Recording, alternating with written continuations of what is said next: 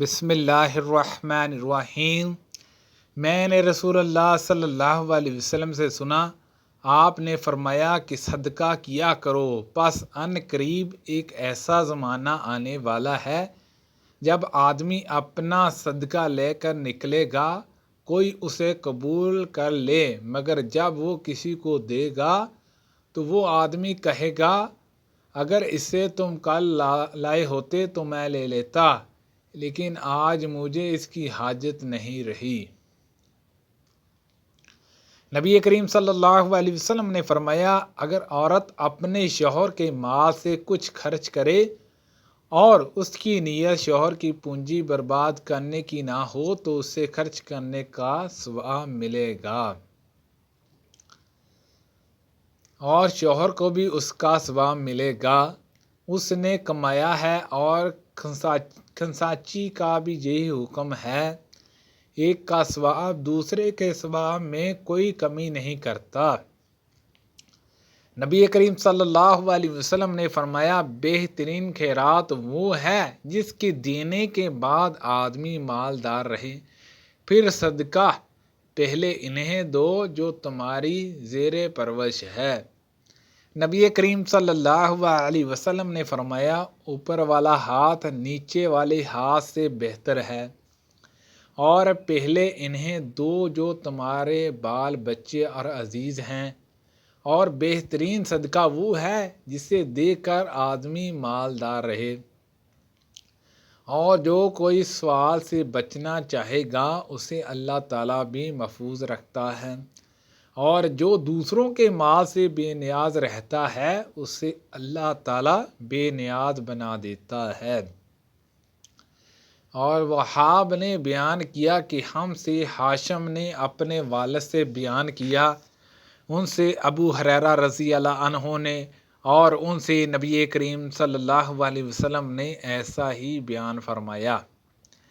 میں نے نبی کریم صلی اللہ علیہ وسلم سے سنا، دوسری سند، اور ہم سے عبداللہ بن مسلم نے بیان کیا، ان سے مالک نے، ان سے نافع نے، اور ان سے عبداللہ بن عمر رضی اللہ عنہما نے، کہ رسول اللہ صلی اللہ علیہ وسلم نے فرمایا، جب کہ آپ ممبر پر تشریف رکھتے تھے، آپ نے صدقہ اور کسی کے سامنے ہاتھ نہ پھیلانے کا اور دوسروں سے مانگنے کا ذکر فرمایا، اور فرمایا کہ اوپر والا ہاتھ نیچے والے ہاتھ سے بہتر ہے۔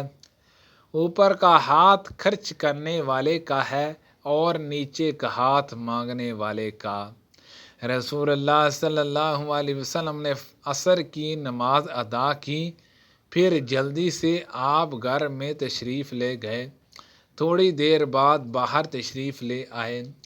اس پر میں نے پوچھا یا کسی اور نے پوچھا، آپ نے فرمایا کہ میں گھر کے اندر صدقے کے سونے کا ایک ٹکڑا چھوڑ آیا تھا، مجھے یہ بات پسند نہیں آئی کہ اسے تقسیم کیے بغیر رات گزاروں، پس میں نے اس کو بانٹ دیا۔ نبی کریم صلی اللہ علیہ وسلم عید کے دن نکلے، پس آپ نے عیدگاہ میں 2 رکعت نماز پڑھائی، نہ آپ نے اس سے پہلے کوئی نماز پڑھائی اور نہ اس کے بعد۔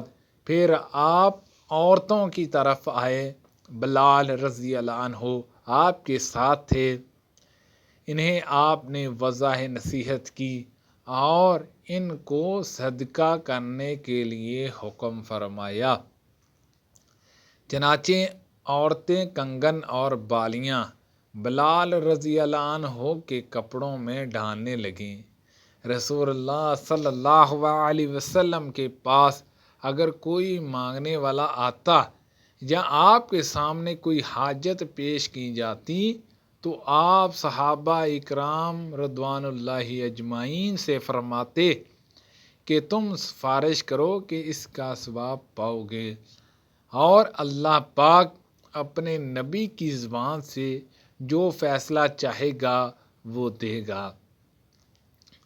مجھ سے نبی کریم صلی اللہ علیہ وسلم نے فرمایا کہ خیرات کو مت کو، ورنہ تیرا رزق بھی روک دیا جائے گا۔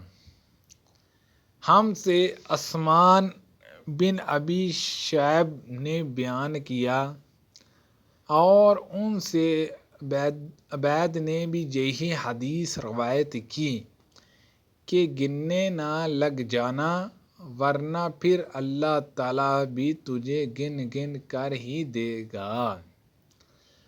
وہ نبی کریم صلی اللہ علیہ وسلم کے ہاں آئے۔ آپ صلی اللہ علیہ وسلم نے فرمایا کہ مال کو تھیلی میں بند کر کے نہ رکھنا، ورنہ اللہ پاک بھی تمہارے لیے اپنے خزانے میں بندش لگا دے گا۔ استغفر اللہ۔ جہاں تک ہو سکے لوگوں میں خیر و خیریت تقسیم کرتے رہو۔ اللہ پاک سے دعا ہے کہ اللہ پاک ہم سب کو بھی صدقہ کرنے کی توفیق عطا فرمائے۔ اللہ پاک ہم سب کو صحت و تندرستی عطا فرمائے۔ آمین بجاہ النبی الامین صلی اللہ علیہ وسلم۔